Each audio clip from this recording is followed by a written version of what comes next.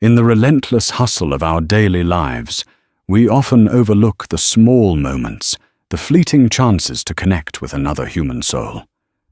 We rush past the tired eyes and weary shoulders, too consumed by our own burdens to notice another's. But what if one of those moments held the key to everything? What if a single simple act of kindness, costing no more than a few dollars, was actually an investment worth billions? This is the story of Aubrey Bell, a struggling waitress in Portland, Oregon, whose life was forever changed by a cup of coffee. It's a story about the hidden value of compassion and the extraordinary truth that the greatest tests of our character come when we think no one of importance is watching. The rain in Portland had a particular way of seeping into everything. It wasn't just the dampness that clung to your coat. It was a feeling that worked its way into your bones, a persistent grey melancholy that mirrored the sky. For Aubrey Bell, that feeling was amplified by the stale scent of burnt coffee and the clatter of cheap ceramic on worn Formica countertops. The Morning Lark Diner was her world, a universe of 8 tables, a perpetually sticky floor, and the ghosts of 1,000 hurried breakfasts. At 24, Aubrey felt older than her years. Her dreams of painting, of stretching vast canvases and filling them with colour, had faded to the size of doodles on order pads. Every dollar she earned from tips, every cent she saved by eating leftover fries for dinner, went into a fiercely protected account. It wasn't for her. It was for Leo, her younger brother, who was 2 years into an engineering degree at Oregon State. He was the smart one, the one who was going to build bridges and change the world. She was the one who was going to make sure he got there. Bell Table 4 needs a check, and the coffee in pot 3 tastes like battery acid.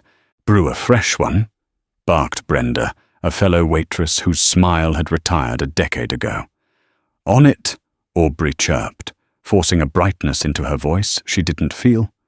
She moved with an economy of motion honed by years of practice, a ballet of pouring, serving, and clearing. It was on a Tuesday, the kind of relentlessly drizzly afternoon, that bled the life out of the city that he first came in. He was old with a frayed wool coat that might have once been a handsome grey, but was now the colour of sidewalk sludge. His face was a road map of wrinkles, his eyes a pale, watery blue that seemed to look at everything and nothing at once. He moved slowly, deliberately, as if each step required careful calculation. He took the small booth in the corner, the one with the torn vinyl seat that everyone avoided. Aubrey approached him with her standard-issue smile. "Welcome to the Morning Lark. What can I get for you today?" He looked up, and for a moment his gaze was surprisingly sharp, cutting through the fog of age. "Coffee. Black." His voice was a low rasp, like gravel being stirred. She brought him the coffee, placing it gently on the table. He didn't thank her. He just stared out the window at the rain-streaked street, his hand trembling slightly as he lifted the mug. For the next hour he sat there, nursing that single cup. He didn't read a paper. He didn't look at a phone. He just watched the world go by. Aubrey kept an eye on him.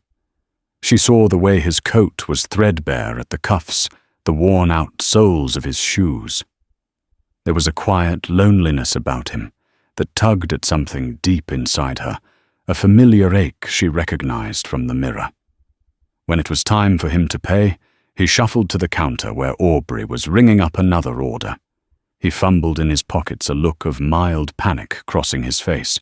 He pulled out a worn leather wallet, but it was empty. He checked his coat pockets, then his trouser pockets, his movements becoming more frantic. I seem to have misplaced my money." He mumbled, his voice barely audible. He wouldn't meet her eyes, his gaze fixed on a crack in the linoleum floor. The humiliation hung heavy in the air. Brenda from the other end of the counter scoffed loudly. "Misplaced it. or never had it. We're not a charity, Pops. Pay up, or I'm calling the police." The old man flinched, his shoulders slumping. Aubrey felt a hot surge of anger. She stepped in front of Brenda, blocking her view of the man. "It's all right," she said softly to him. "Don't you worry." She turned to the register and pulled a crumpled $5 bill from her apron pocket, her bus fare home. "I've got it." She rang up the sale. $2.50. The machine beeped. The old man looked at her, his watery blue eyes searching her face. "You don't have to do that. It's just coffee," she said, with a small, genuine smile. "Everyone deserves a warm cup of coffee on a day like today. You have a safe trip home, sir." He held her gaze for a long moment, an unreadable emotion flickering in his eyes. Then he gave a slow, deliberate nod. "Thank you," he whispered. "Thank you, young lady."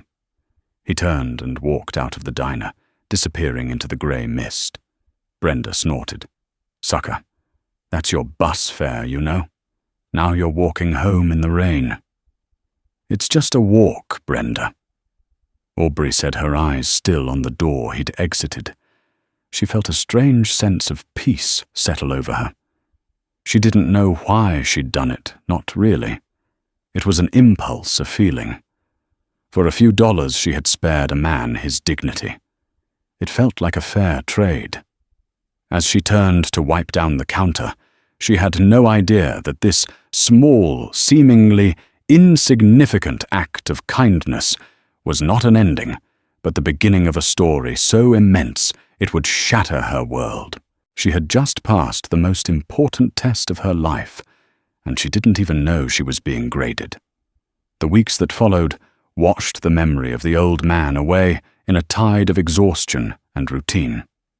Life at the Morning Lark Diner was a relentless cycle of early morning sore feet and the lingering smell of grease in her hair. Aubrey worked double shifts, picked up extra weekends, and sketched designs for a new painting series on napkins during her rare 5-minute breaks. Leo had called ecstatic about being accepted into a prestigious summer internship program, an opportunity that would fast-track his career. The news was a balm to her weary soul, but it also meant the tuition payment for his next semester loomed larger than ever.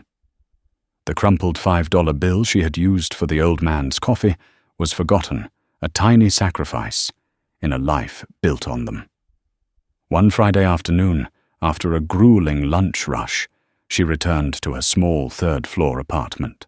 The building's hallway smelled of boiled cabbage and damp carpets. Taped to her door was a large cream-colored envelope. It was made of thick, expensive-feeling paper, utterly out of place against the peeling paint of her door. Her name, Miss Aubrey Bell, was written across the front in elegant looping calligraphy. Her first thought was that it was an eviction notice, a fancy one designed to soften the blow. Her heart hammered against her ribs as she fumbled with her keys. Inside, she tore it open with trembling fingers. It wasn't an eviction notice. The letterhead was embossed with a golden crest she didn't recognize, an elaborate D entwined with a depiction of the globe. The firm's name was printed below in stark, powerful lettering, Pike & Associates Legal Counsel. The letter itself was brief and formal. Dear Ms. Bell, this correspondence is to request your presence at our offices located at 1400 SWW Daniels Plaza, 50th floor, on Monday, October 6th at 10:00 a.m. sharp. The matter to be discussed is of a highly confidential and time-sensitive nature pertaining to the estate of our late client, Mr. Juan Daniels. Please bring a valid form of identification. A car service has been arranged for your convenience and will await you outside your residence at 9:15 a.m. Sincerely, Lawrence Pike, Esquire. Senior partner Aubrey read it 3 times. Daniels Plaza was the tallest, most intimidating skyscraper in the city, a glistening tower of black glass and steel that scraped the clouds. It was a monument to a world of power and wealth she only ever saw from the outside. Juan Daniels. The name sounded vaguely familiar, like a brand or a local dynasty she might have read about. Her mind raced. Was this a mistake? A scam? Had she witnessed an accident and they needed a statement? But why the car service? Why the formal, urgent tone? A cold dread washed over her. Maybe the old man from the diner had gotten into some trouble after he left, and she was somehow implicated. She called Leo that night, her voice a nervous whisper. "I got this weird letter, Leo, from some high-powered law firm downtown. Pike and Associates." Leo's voice was sharp with recognition. "Aubrey, that's not just some firm. They represent Juan Daniels. Daniels Global Logistics. He's one of the richest men in the country. He practically owns the shipping lanes on the West Coast. What could they possibly want with you?" "I have no idea," she confessed, the knot in her stomach tightening. "They said it's about his estate, that he's their late client." "Late, you mean? He's dead." "I guess so." She said the words, feeling strange in her mouth. "You have to go, Aubrey," Leo insisted. "This is too strange to ignore. A car service." "The 50th floor. This isn't a jury summons. Just be careful. Don't sign anything. Call me the second you're out." The weekend was a blur of anxiety. She ironed her only good blouse, a simple navy blue one, and worried that her black slacks looked too much like part of her work uniform. She barely slept her mind, conjuring 1,000 terrifying scenarios. On Monday morning, precisely at 9:15 a.m., a sleek black town car, the kind she'd only ever seen in movies, purred to a stop in front of her dilapidated building. The driver, a man in a crisp suit, got out and opened the door for her, addressing her as Ms. Bell. The interior smelled of clean leather and quiet money. As the car slid silently through the city traffic, Aubrey felt like an imposter, a girl in a borrowed costume on her way to a party she was never meant to attend. The lobby of Daniels Plaza was a cathedral of marble and glass. Men and women in tailored suits moved with an air of brisk importance, their expensive shoes clicking on the polished floor. Aubrey felt small and out of place, clutching her worn handbag. The elevator ride to the 50th floor was a silent, stomach-dropping ascent. The offices of Pike and Associates were even more imposing. A vast reception area offered a panoramic view of the city below. The air was still, the silence broken only by the soft hum of a hidden ventilation system. A stern-looking receptionist directed her to a large boardroom. The room was dominated by a mahogany table, so long it could have seated 20. At the far end, silhouetted against the floor-to-ceiling window, stood a man. He was tall and impeccably dressed in a dark grey suit. He turned as she entered. His face was sharp and intelligent, his hair a distinguished silver at the temples. "Miss Bell," he said, his voice calm and resonant. "Thank you for coming. I am Lawrence Pike." He gestured to a chair opposite him. "Please have a seat. We have much to discuss." Aubrey sat on the edge of the plush leather chair, her hands clasped tightly in her lap. Her heart was beating a frantic rhythm against her ribs. What on earth was this all about? Lawrence Pike sat down, opened a thick leather-bound folder in front of him, and looked at her with an expression she couldn't decipher. It wasn't unkind, but it was intensely serious. "Ms. Bell," he began, his voice leaving no room for argument. "As my letter stated, my client, Mr. Juan Daniels, passed away 2 weeks ago. I am the executor of his final will and testament, and you, Aubrey Bell, are a central part of it." Aubrey stared at Lawrence Pike, her mind struggling to process his words. I'm sorry, there must be a mistake. I've never met a Mr. Juan Daniels. I don't know who that is." Pike leaned forward slightly, his gaze unwavering. "Oh, but you have Miss Bell. You met him on the afternoon of Tuesday, September 9th, at a small establishment called the Morning Lark Diner." He slid a photograph across the polished mahogany table. It was a professionally taken headshot of a man in his later years. He was dressed in a sharp-tailored suit, a confident, almost ruthless glint in his eyes. He looked powerful, commanding the kind of man who built empires. But beneath the expensive clothes and the powerful posture, there was no mistaking the face. The roadmap of wrinkles, the shape of his jaw, and most of all the pale, watery blue eyes. It was him. The old man from the diner. Aubrey's breath caught in her throat. The man in the frayed coat, the man she had assumed was homeless or destitute, was Juan Daniels, a titan of industry. The room suddenly felt very cold. His name. He didn't. She stammered. He often went by Mr. Henderson on his walks, Pike explained, his voice softening slightly. Or sometimes he gave no name at all. Mr. Daniels was a man of immense wealth, but he trusted wealth far less than he trusted character. For the last year of his life, since his diagnosis, he had been conducting a quiet search. He was looking for something his own family regrettably could not provide him, an heir not of his blood, but of his values. Aubrey's head was spinning. An heir. What does this have to do with me? I just bought him a cup of coffee. Precisely.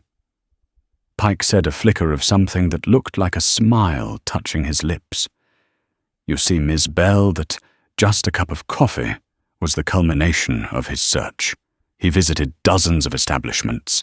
He presented himself as poor, forgetful, and needy. He was ignored, ridiculed, and on 3 occasions forcibly removed. People saw a liability and nuisance. They saw a frayed coat and empty pockets. You saw a human being. He slid a document towards her, bound in the same leather as his folder. It was thick, filled with dense legal text. This is a summary of Mr. Daniels's last will. He has left small but substantial provisions for his son and granddaughter, enough that they will never want for anything. However, the bulk of his estate, his controlling shares in Daniels Global Logistics, his properties, his liquid assets, and his entire portfolio has been placed into a trust of which you, Ms. Bell, are the sole beneficiary. Aubrey's jaw dropped. The words didn't make sense. It was like he was speaking a foreign language. Beneficiary, I don't understand. How much are we talking about? Lawrence Pike looked her directly in the eye. His voice was steady and clear. The current valuation of the Daniels Trust is estimated at approximately $7.4 billion. The number hung in the air, vast and incomprehensible. $7,400,000 Zuesundosat. Aubrey felt a wave of dizziness wash over her. It was a joke. It had to be a cruel, elaborate prank. No, she whispered, shaking her head. No, that's impossible. For a $2 coffee, that's insane. Mr. Daniels did not consider it insane, Pike countered. He considered it the soundest investment he ever made. He left a personal letter for you. He handed her another cream-colored envelope. Her hands were shaking so badly she could barely open it. The handwriting inside was shaky but firm. Dear Ms. Bell, if you are reading this, then my search is over, and so is my time. Forgive the deception, but a man in my position learns that money is a wall that prevents you from ever seeing a person's true nature. I spent a lifetime building an empire on logistics, on efficiency, on predicting outcomes. But the one thing I failed to build was a legacy of character in my own family. They see my company as a prize to be won, a cow to be milked. They value balance sheets, not people. That rainy afternoon, I was at my lowest, not financially but spiritually. I was about to give up. I had come to believe that kindness, without the expectation of reward, was a myth. Then you stepped in, and you didn't do it for recognition. You did it when you thought no one of consequence was watching. You defended an old man's dignity with your own bus fare. In that single moment, you showed more integrity and compassion than I have seen in my boardroom in 40 years. This fortune is a great weight. It can be a tool for creation or a weapon of destruction. I am not giving it to you. I am entrusting you with it. Do with it what you will, but my final wish is that you lead with the same heart you showed a lonely old man in a cheap diner. You earned it. Don't let anyone tell you otherwise. Sincerely, Juan Daniels, the man with the coffee. Tears welled in Aubrey's eyes as she read the letter. The shock was slowly being replaced by a profound, earth-shattering sense of disbelief. However, Lawrence Pike's voice cut through her reverie, bringing her crashing back to the cold reality of the boardroom. There is a condition. A very significant one. Aubrey looked up, wiping a tear from her cheek. A condition. Yes.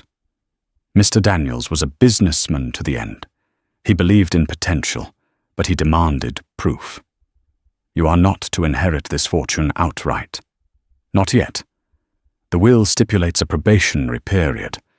For the next 3 months, you are to assume a position as a special consultant to the CEO at Daniels Global Logistics. You will be given full access, a security clearance, and a seat at the table. You will learn the business from the inside. At the end of those 90 days, the board of directors will vote. They will decide if you have the aptitude, the resilience, and the character to lead the company into the future. If they vote in your favor, the trust is fully yours. If they vote against you. Pike paused, letting the weight of his next words sink in. The entire estate will be liquidated and donated to a series of charities chosen by the board. You will receive a one-time severance of $100,000 for your time and trouble, and you will walk away from this life forever. Before Aubrey could even respond, the boardroom doors burst open. A man in his late 40s, with a face flushed with rage and a perfectly tailored suit that seemed to strain at the shoulders, stormed in. He was followed by a younger woman, probably in her early 20s, whose designer dress and icy glare made Aubrey feel like a bug under a microscope. "Pike, what is the meaning of this?" The man boomed, his voice echoing in the vast room. "My sources on the board tell me you're reading the will without us. And who in God's name is this?" He gestured a dismissive hand towards Aubrey, his eyes filled with contempt.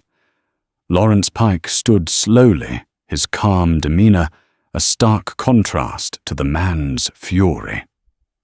"Graham Penelope, allow me to introduce you. This is Ms. Aubrey Bell, your father's chosen successor." Graham Daniels stared at Aubrey as if she were a piece of filth that had been tracked onto his pristine carpet. His face, already red with anger, deepened to a shade of crimson. Penelope, his daughter, simply laughed a short, sharp, ugly sound, devoid of any humor. "Huh!" Penelope sneered, her eyes raking over Aubrey's simple blouse and worn slacks. "Grandfather left the company to a waitress. This is a joke, a sick, senile joke. The terms of the will are legally ironclad." "Penelope," Lawrence Pike stated calmly, though his posture had stiffened. "Your grandfather was of sound mind and body when he signed it, a fact attested to by 3 independent physicians." Graham slammed his hand down on the mahogany table, making Aubrey jump. "I am his son. I have dedicated my entire life to this company. I am the rightful heir. You think I'm going to let this gold-digging nobody waltz in and take everything my father built?" "Your father," Pike retorted, his voice, now laced with ice, "believed you viewed the company as your personal piggy bank. He documented at length your attempts to leverage company assets for personal ventures, your dismissive attitude toward the workforce, and your fundamental lack of vision beyond the next quarter's profits." He then turned his cool gaze to Penelope, "And you," he noted, See Daniels Global as little more than a brand to be attached to your vapid social media presence. He was looking for a builder, not inheritors. The insults hit their mark. Graham was momentarily speechless, his mouth opening and closing like a fish. Penelope's face hardened into a mask of pure fury. "This won't stand, Pike!" Graham finally spat out, pointing a trembling finger at Aubrey. "We will contest this. We will drag her name through the mud. By the time our lawyers are done with her, everyone will believe she's a con artist who took advantage of a sick old man. We will bury her." Aubrey, who had been frozen in her chair, found her voice. It was small but steady. "I didn't ask for any of this." Penelope scoffed. "Oh, please, don't play the innocent waif. You saw an old man, he looked rich, and you played your part. How much was it?" "A cup of coffee." "You're cheaper than I thought." "That's enough," Pike commanded. "The terms are set. Ms. Bell has until the end of the day to accept the challenge. If she accepts, she will begin tomorrow. A corporate apartment has been prepared for her, along with a preliminary briefing package. Graham, as acting COO, you will be expected to facilitate her integration. That was a direct order in the will." The look Graham gave Aubrey was pure venom. "Facilitate? Oh, I'll facilitate. I'll make sure she's so far out of her depth, she'll be begging to go back to her greasy spoon by the end of the week." With a final glare, Graham and Penelope stormed out of the boardroom, leaving a vibrating silence in their wake. Aubrey felt like she couldn't breathe.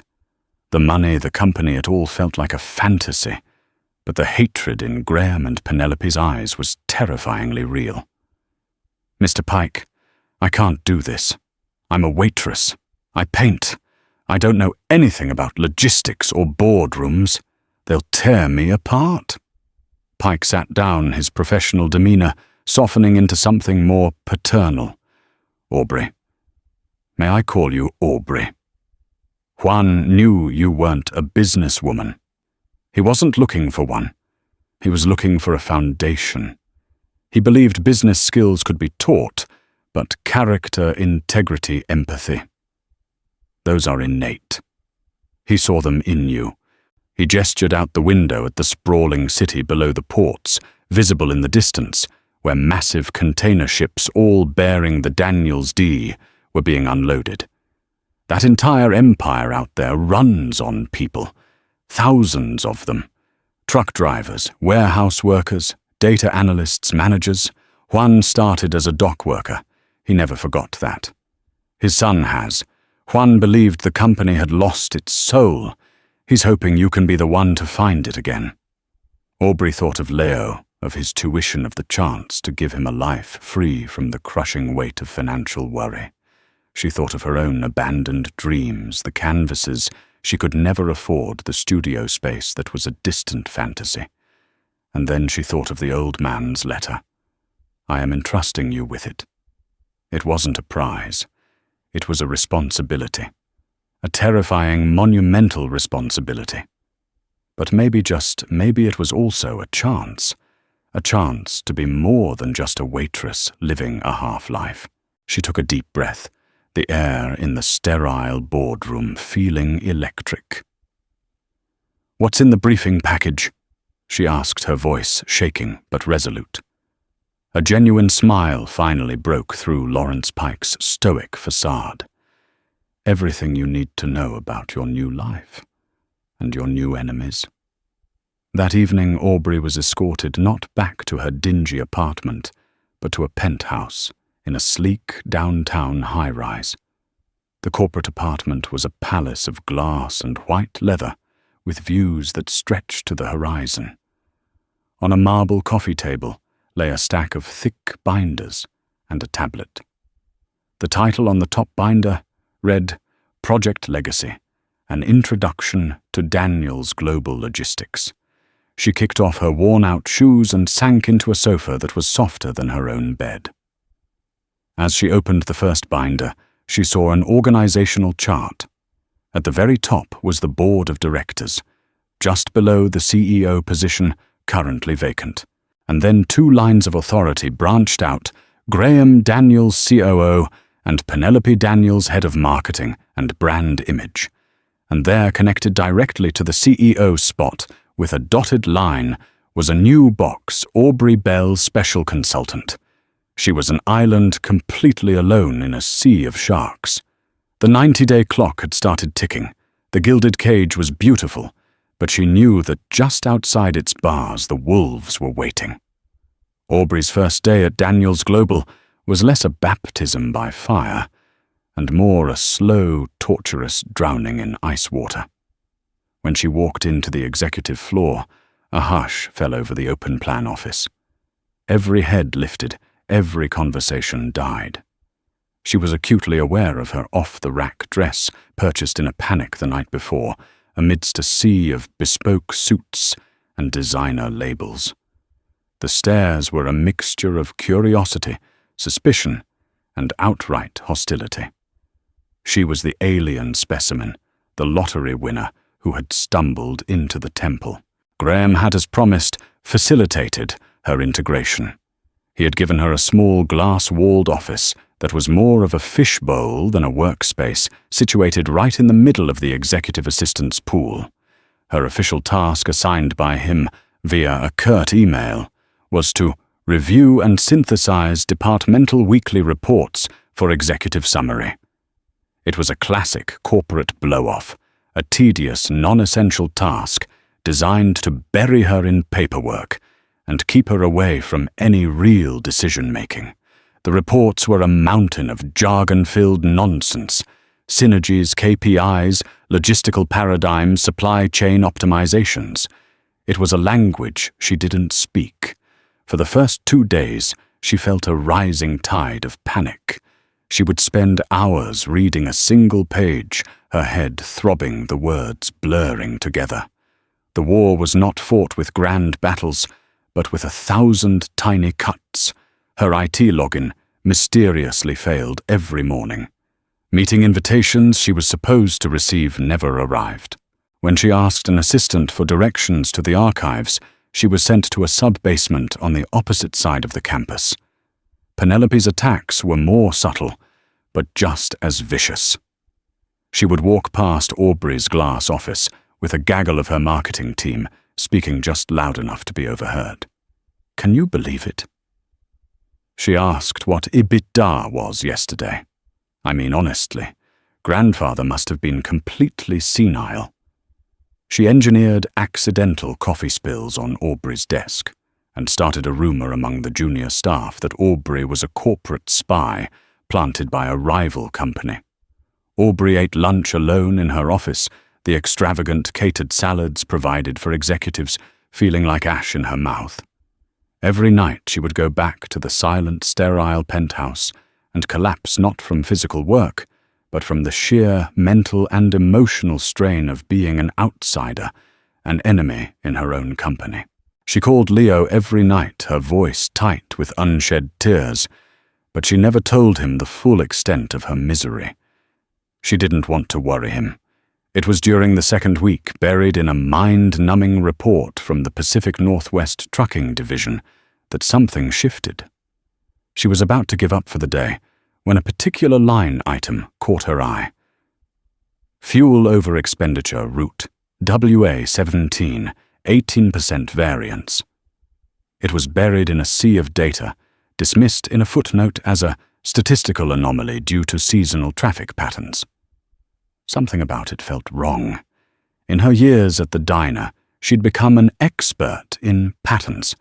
She knew who came in at what time, who ordered what, who tipped well and who didn't. Her mind worked, visually seeing the flow of a room. She pulled up the reports from the previous months. The anomaly was there every time, always around 15–20%. It wasn't an anomaly, it was a pattern. Drawing on her long, dormant artistic skills, she didn't just read the data, she visualized it. She took out a large sheet of paper and began to map Route WA17, a long, winding path through a sparsely populated area. She cross-referenced the fuel expenditure with driver logs and delivery manifests. She worked late into the night, the city lights twinkling below her. By 3 a.m. she had found it. The trucks on that specific route were consistently logging 60 more miles per trip than the route's official length.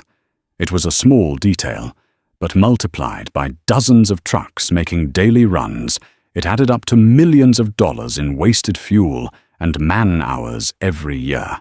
The drivers weren't stealing. They were following a ridiculously inefficient, outdated route that had never been re-evaluated. The next morning, she walked into Lawrence Pike's office without an appointment. She laid out her hand-drawn maps and simple charts on his desk. She was nervous, her voice trembling at first, but as she explained her findings, she gained confidence.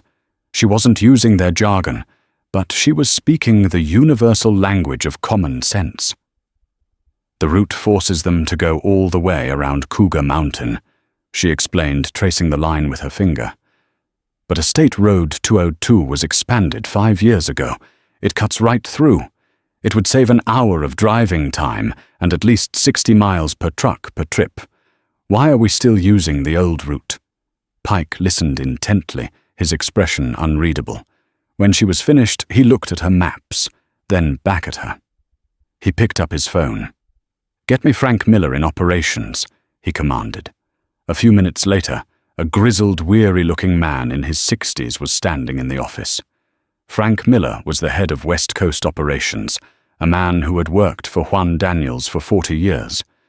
Graham treated him like an old relic. Pike had Aubrey explain her findings again.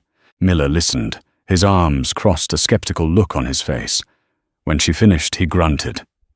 "The 202 is a state road. We have a company policy to avoid it. More traffic, higher risk of accidents." "Has anyone actually checked the traffic data recently?" Aubrey asked softly. "Or is that just an old assumption?" There was a long silence. Miller stared at her, and for the first time, the skepticism in his eyes was replaced by a flicker of grudging respect. I'll look into it." He left the office. Pike turned to Aubrey. "Frank Miller was your father's first hire. He's as loyal as they come, but he's been pushed aside by Graham for years. You may have just reminded him what this company is supposed to be about." He paused, then added, "Juan didn't just see your kindness, Aubrey. He saw your mind. You don't see numbers on a page. You see a story. You see the people behind the data. Don't ever let them make you believe that's a weakness. It's your greatest strength." Walking back to her fishbowl office, Aubrey felt a spark of something she hadn't felt since she arrived, hope. The cut still stung, but for the first time, she realized she wasn't just a target. She could fight back. Not with their weapons of arrogance and sabotage, but with her own, her artist's eye, her waitress's attention to detail, and a fundamental decency they had long forgotten. The war was far from over, but she had just won her first small, crucial battle. Aubrey's discovery about Route WA-17 sent a small but palpable shockwave through the executive floor. Frank Miller's team confirmed her findings. Switching to the new route would save the company an estimated $4.2 million annually. An internal memo was circulated, crediting the discovery to a special projects initiative. But the whispers knew the truth. The Waitress had found something that the entire overpaid operations team under Graham Daniels' leadership had missed for 5 years. Graham was incandescent with rage. Her small victory was a direct humiliation to him. He saw it not as a benefit to the company, but as a personal attack on his competence. The subtle sabotage escalated into open warfare.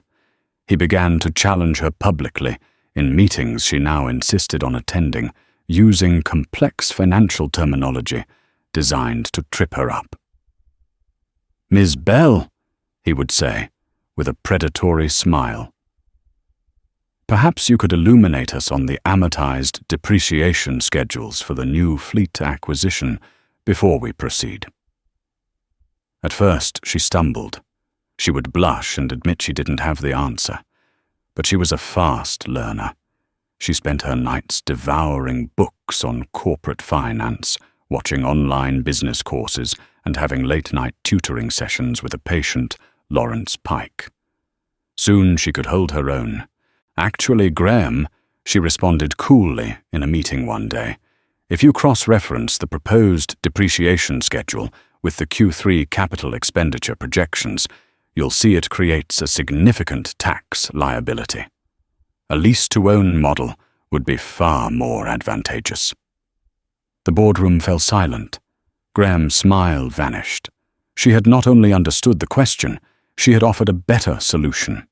Frustrated and increasingly desperate, Graham realized he couldn't beat her on merit. So he decided to destroy her character. He devised a plan that was both brilliant in its cunning and vile in its intent. He approached a junior analyst in the finance department, a young man named Kevin, who was drowning in student debt. Graham offered him a lifeline, a massive off-the-books bonus, and a promotion to a senior role in the company's Singapore office, far from any prying eyes. All Kevin had to do was execute a few simple digital transactions. Over the course of a week, Kevin, using a temporary high-level access code Graham provided him, made a series of small, untraceable transfers from a Daniels Global subsidiary account to an anonymous offshore account in the Cayman Islands. The total amounted to $5 million. Then came the masterstroke. Kevin, using sophisticated software, falsified the digital trail. He carefully rerouted the digital breadcrumbs, planting evidence that made it look as though the transfers had been initiated from the IP address assigned to Aubrey Bell's office computer. As a final touch, he created a fake email chain between Aubrey's account and a fictitious international broker discussing the disbursement of funds. The trap was set. 2 weeks before the 90-day deadline, Graham called an emergency meeting of the board of directors. He stood before them, his face a mask of solemn, feigned regret. "Gentlemen," he began, his voice heavy, "it is with a heavy heart that I must bring a grave matter to your attention. A recent internal audit has uncovered a significant financial crime against this company." He presented the evidence: the transfer logs, the IP address data, the damning fabricated emails. Everything pointed directly and irrefutably at Aubrey. The board members, most of whom were already skeptical of her, looked at the evidence with stony faces. This confirmed their worst fears. She was a grifter, a common thief who had lucked into the score of a lifetime. Lawrence Pike immediately protested, but the digital evidence was overwhelming. Aubrey was summoned to the boardroom. She walked in, expecting a discussion about quarterly reports, and was met with a wall of cold, accusatory stares. "Miss Bell," the chairman of the board, a stern man named Harold Vance, said gravely, "we have evidence that you have embezzled $5 million from this company. Can you explain this?" Aubrey looked at the printouts he pushed across the table. Her blood ran cold. She saw her name, her IP address, connected to a crime she didn't commit. This isn't real. I didn't do this. I would never do this." "The data says otherwise," Graham said, his voice dripping with false sympathy. "We wanted to believe in you, Aubrey. My father wanted to. But it seems his sentimentality was tragically misplaced." She was suspended pending a formal investigation, which Graham assured the board he would personally oversee. She was escorted from the building by security, her personal effects in a cardboard box. The whispers and stares followed her out, no longer curious, but filled with condemnation. She was no longer the underdog. She was the villain. Back in the lonely penthouse, the walls felt like they were closing in. Her access to the company servers was cut off. Her keycard was deactivated. She was utterly alone, locked out, and accused.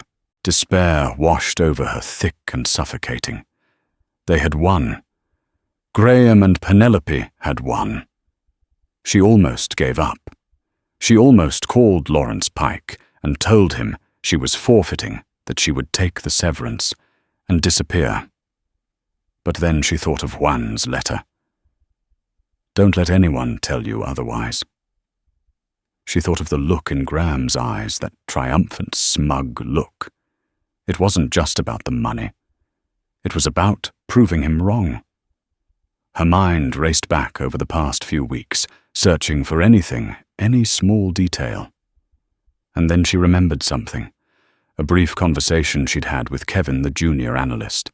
He had been complaining about a new software update on his computer, saying it was buggy. She'd also noticed him a few times near her office late at night, which was unusual for a junior employee. It was a flimsy thread, but it was all she had.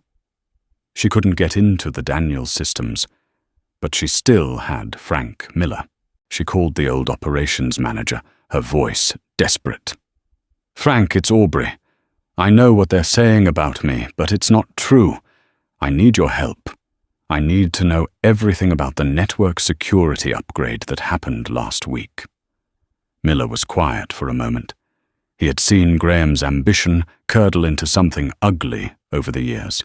He had seen Aubrey's genuine effort. "I'll make some calls," he said, his voice gruff. "No promises." 2 days later, a plain envelope was slipped under her apartment door. Inside was a single sheet of paper with a name and a number on it. Dana Velez, lead network engineer. Frank had written a short note at the bottom. She was fired by Graham 2 days ago. Said her project went over budget. Seemed odd. Aubrey's heart pounded. This was it. She called the number. A wary professional voice answered. Aubrey explained who she was and what she was facing. "Ms. Velez, I think my situation is connected to why you were fired." There was a pause on the other end of the line. "Meet me in 1 hour," Dana said. "The coffee shop on the corner of Morrison and 4th. Come alone." Aubrey met the engineer, a sharp, no-nonsense woman with tired eyes. Dana explained that she had been in the middle of rolling out a new security protocol when Graham had abruptly cut her budget and fired her. "He said it was a cost-saving measure," Dana said, stirring her latte. "But it was strange. He specifically told me to halt the rollout for the executive finance department. He wanted them to remain on the old system for another month. It made no sense from a security standpoint. It left them vulnerable." "Vulnerable to what?" Aubrey asked. Dana looked at her. "To someone with a high-level admin code, creating a temporary user permission that the old system wouldn't flag as an anomaly. Vulnerable to someone planting a ghost in the machine." The pieces clicked into place. Graham hadn't just framed her. He had actively created the security loophole that allowed the frame-up to happen. Now she just had to prove it. "Is there a record of that permission being created?" "It would have been scrubbed from the main log," Dana said. "But there's always a backup. A deep archive server that's a nightmare to access. If Graham's IT team was sloppy, the source code for the permission might still be there." The final board meeting was scheduled for the next day. The vote was a mere formality to accept Aubrey's resignation in disgrace and formally install Graham as the new CEO. Time had run out. Aubrey and Dana had 1 night to pull off a miracle, to find the digital ghost that would either expose a master architect of deceit or let him inherit an empire. The atmosphere in the Daniels Global boardroom was funereal. The board members were assembled, their faces grim. Graham Daniels stood at the head of the table, a picture of sober leadership, while Penelope sat beside him, looking smug. Lawrence Pike sat stone-faced, the will and trust documents before him, feeling more like an epitaph than a testament. As the evidence is incontrovertible, the chairman, Harold Vance, began. and Ms. Bell has offered no defense, we will now move to the vote. First, to formally terminate the probationary conditions of Mr. Daniels's will due to gross misconduct. Wait. The single word cut through the silence. The boardroom doors opened, and Aubrey Bell walked in. She was not flanked by security this time. She was flanked by Frank Miller on one side and a determined-looking woman holding a laptop on the other. "You are not welcome here, Ms. Bell." Vance said, his voice hard. "I believe I have a right to be heard." Aubrey said, her voice clear and strong. It held none of the fear or uncertainty of her first day. She strode to the head of the table, placing her hands firmly on its polished surface. "You have all seen the evidence against me." She began, her eyes scanning the faces of the board members. "And it is compelling. So compelling, in fact, that it could only have been put together by someone with intimate knowledge of our systems. Someone who not only had the access to commit the crime, but the power to create the vulnerability that allowed it." She nodded to Dana Veles, who connected her laptop to the room's large display screen. Lines of code and system logs filled the monitor. "This is Ms. Dana Veles, our former lead network engineer," Aubrey announced. "She was fired by Graham 2 days before the evidence against me was discovered. He claimed it was a budget cut. The truth is, he fired her to stop her from implementing a security upgrade that would have made his plan impossible." Dana took over, her voice crisp and professional. "What you're seeing here is the deep archive log from our backup server. It shows that on October 24th, a temporary executive-level access credential was created, used for 14 minutes, and then deleted. The main log was wiped, but the ghost print remains in the archive. That credential was used to authorize the transfers and plant the false data on Ms. Bell's workstation." Graham paled. "This is ridiculous. It's fabricated nonsense from a disgruntled employee." "But who created the credential?" Aubrey asked, her gaze locking onto Graham. "It had to be someone with the highest level of administrative privilege. There are only 4 such individuals in this company. The head of IT, Mr. Pike, myself. And you, Graham." She paused.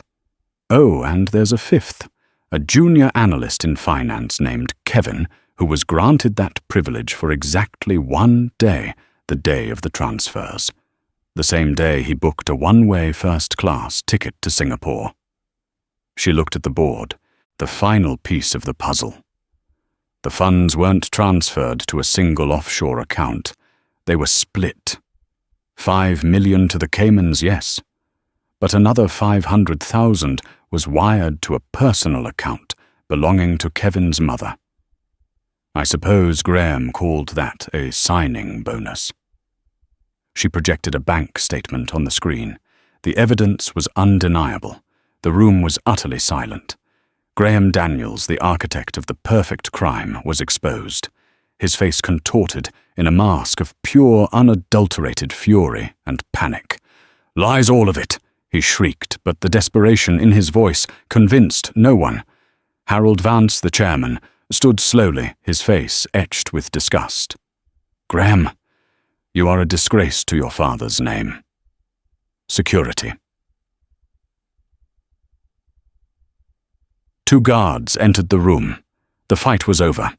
As Graham and a weeping Penelope were escorted out, Aubrey was left standing at the head of the table, the weight of the moment finally crashing down on her. Lawrence Pike cleared his throat, a deep, genuine smile spreading across his face. "Well, Miss Bell, it appears the probationary period is over. All in favor of ratifying Juan Daniels' final wishes and installing Aubrey Bell as the new chairwoman of Daniels Global." Every hand in the room went up. It wasn't a fairy tale ending, but a real one. The months that followed were the most challenging of Aubrey's life. She worked tirelessly, learning, leading, and making mistakes. She promoted Frank Miller to COO, trusting his experience. She rehired Dana Veles with a doubled budget for cybersecurity. She implemented programs for employee education and profit-sharing reinvesting in the people Juan valued so much.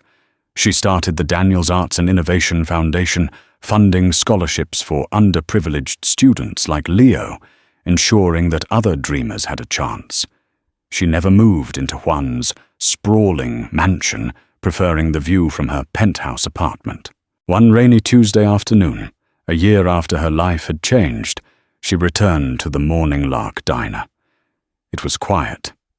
She sat in the corner booth, the one with the torn vinyl. A young, tired-looking waitress came over.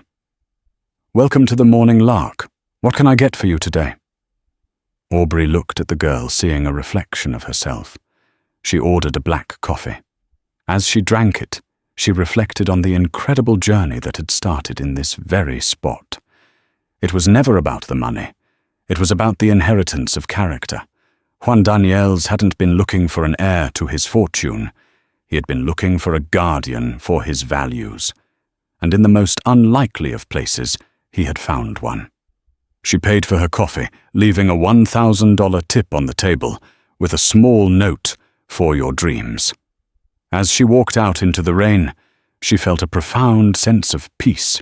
The waitress had become the billionaire, but she had never forgotten the simple, transformative power of a single cup of coffee and a kindness offered with no expectation of reward.